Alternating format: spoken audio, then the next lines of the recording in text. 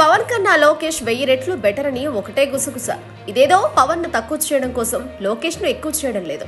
వాస్తవాలు మాట్లాడుకుంటే పవన్ కన్నా లోకేష్ చాలా అంటే చాలా రెట్లు బెటర్. ఎలా ఏమిటి? పవన్ ఎలాగూ ఎక్కువ చదువుకోలేదు. అదృష్టం బాగుండే మెగాస్టార్ సోదరుడు కనుక హీరో అయిపోయాడు. అభిమానులు ఉన్నారు కనుక పార్టీ పెట్టేశాడు. లోకేష్ కూడా ఇక్కడ పవన్ మాదిరిగానే చంద్రబాబు తనయుడు కనుక పార్టీ వారసత్వంగా వచ్చింది. కానీ అంతకు ముందు లోకేష్ ఇంతో అంతో చదువుకున్నాడు. రాజకీయాల్లోకి వచ్చిన కొత్తలో లోకేష్ చాలా నెగిటివిటీని, ట్రోలింగ్ ని మూటగట్టుకున్నాడు. లోకేష్ నోరు విప్పితే ట్రోలింగ్ నే. మంగళగిరి నుంచి పోటీ చేసి ఓడిపోయారు. కానీ తన మాట తీరును, ప్రసంగాలను మెరుగుపరుచుకోవడం కోసం లోకేష్ చాలా కష్టపడ్డారు. తన ప్రసంగాలకు ఓ లైన్ లెంత్ ఉండేలా చేసుకోవడానికి చాలా టైం పట్టింది. అక్కడితో ఆగలేదు. పాదయాత్ర చేశారు. జనం వచ్చిన చోట వచ్చారు, లేని చోట లేడు. అయినా కింద మీద పడి పూర్తి చేశారు.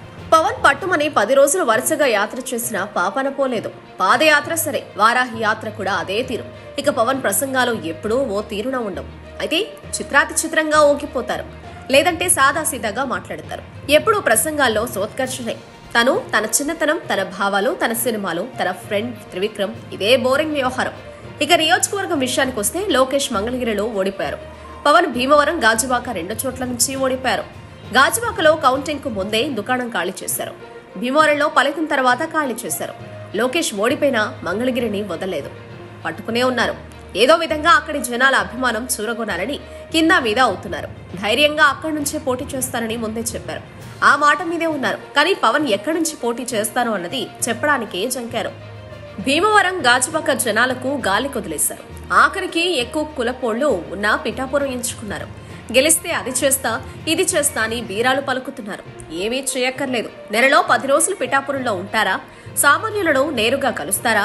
పార్టీ నాయకులను దగ్గరకు రాణిస్తారా?